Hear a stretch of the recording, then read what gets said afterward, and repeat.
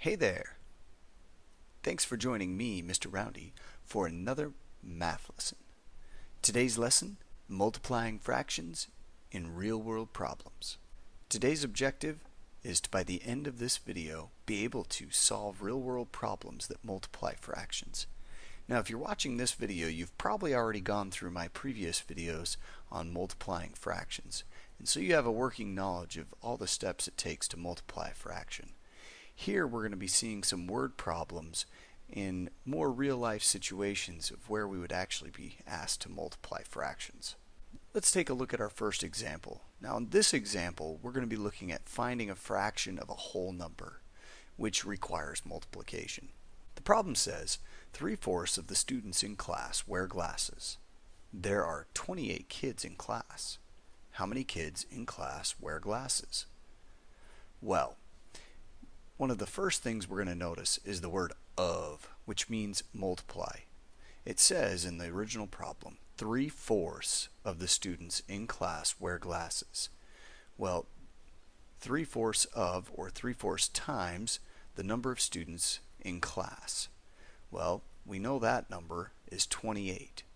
So, we're going to be able to multiply 3/4 times 28 to find out how many of the kids in class wear glasses.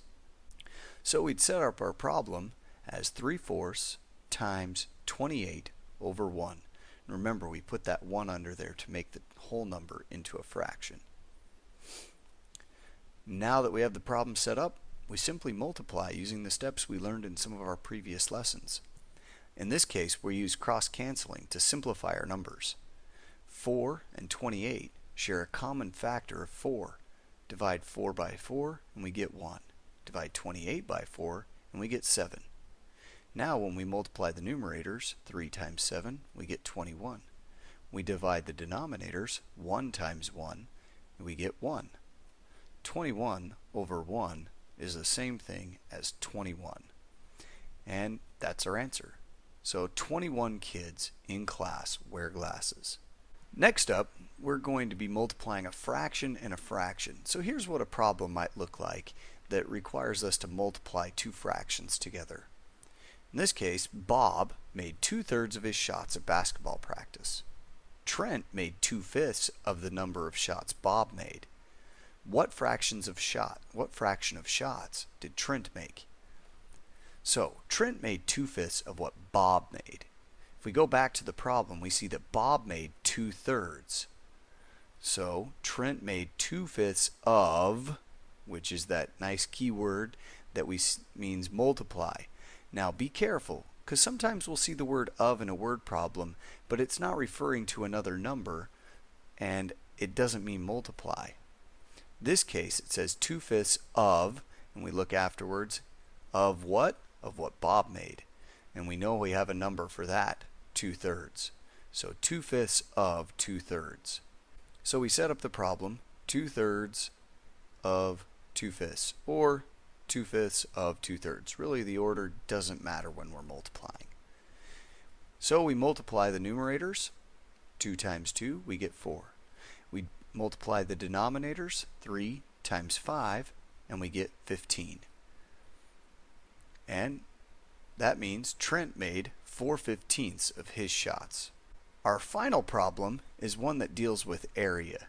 Now typically area problems, when they involve fractions, are going to be in the form of mixed numbers. So we're going to actually be multiplying mixed numbers. Terry is buying carpet for the floor in his rectangular living room. The floor is 12.5 feet wide and 10 7/8 feet long. How many square feet of carpet does Terry need to buy? Well, first we've got to remember the formula for area of a rectangle, since he has a rectangular living room. The area is equal to the length times the width. So we take our length, 10 7/8, and we multiply that with our width, which is 12.5. Let's go ahead and look at solving this problem. So now we have our problem, 10 7/8 times 12.5, to find out the area of our rectangular living room and how much carpet we need to buy. So we begin by changing our mixed numbers into improper fractions. 8 times 10 is 80, plus 7 gets us 87 over 8, times 2 times 12 is 24, plus 1 we get 25 over 2. Next we multiply our numerators and our denominators. We'll start with the denominator since it's simpler. 8 times 2 equals 16. 87 times 25. 87 times 25 will get us 2,175. Next, we convert our improper fraction answer into a mixed number. So we divide 16 into 2,175. 16 goes into 21 one time, 5 left over. Bring down our 7. 16 goes into 57 3 times, which gets us 48.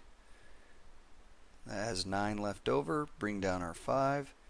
16 into 95 which goes 5 times. That gets us 80. If we subtract, we have a remainder of 15. That means our final answer, or the area, is 135 and 15/16 square feet. Let's go ahead and go back and review our objective for today. Our objective today was to be able to, by the end of this video, solve real-world problems that multiply fractions. Now we've seen a few examples of each kind of multiplication. If you're having any trouble with any of your word problems, you can go back and review some of the word problems we saw here. You should see similarities between these word problems and other word problems you may encounter. I hope this has been helpful, and I hope you have a great day. Goodbye.